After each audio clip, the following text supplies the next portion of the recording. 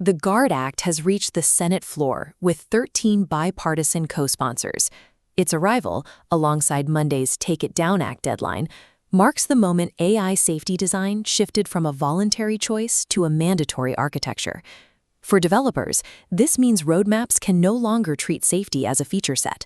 Platforms failing to integrate these federal and state requirements are actively building for future noncompliance. This is the Senate floor, where the GUARD Act is currently awaiting a vote. It serves as the primary catalyst forcing frontier models to redesign their conversational interfaces to meet new federal standards. OpenAI is already responding. They recently shipped Trusted Contact globally, creating the industry's first large-scale crisis-handoff mechanism, a direct answer to the requirements found in pending federal and state bills. This checklist compares OpenAI's new feature against the GUARD Act.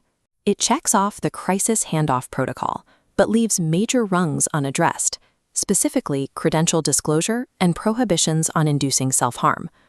The most difficult hurdle is age verification, requiring platforms to confirm every user's identity. This requirement is the center of a legal fight. Groups like the EFF and NetChoice are challenging it in court, arguing that mandatory ID checks create massive data honeypots and violate First Amendment protections.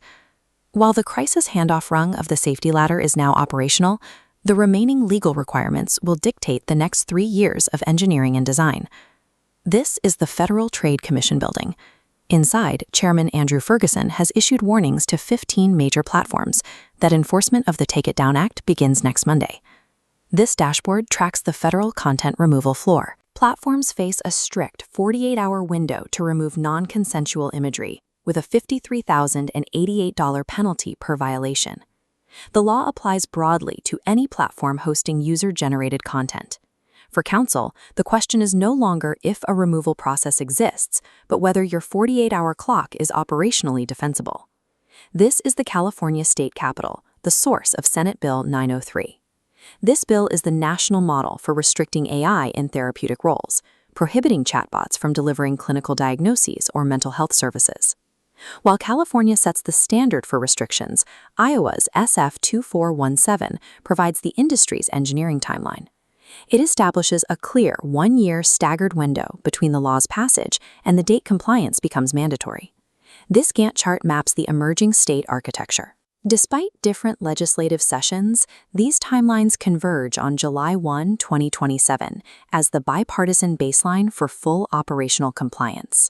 Outside the legislatures, a new liability threat is emerging in Santa Fe. Courts are now hearing expert testimony to determine if social media design constitutes a significant contributing factor to the adolescent mental health crisis. Federal laws are setting the minimum compliance floor, but state restrictions and public nuisance trials are defining the ultimate boundaries of permissible product design. The legal landscape for AI is now tightening from 3 directions: federal mandates, state clinical restrictions, and public nuisance litigation in the courts. To maintain a defensible product, audit your 48-hour takedown SLAs immediately, map your current features against the GUARD Act, and align your long-term roadmap with the July 2027 state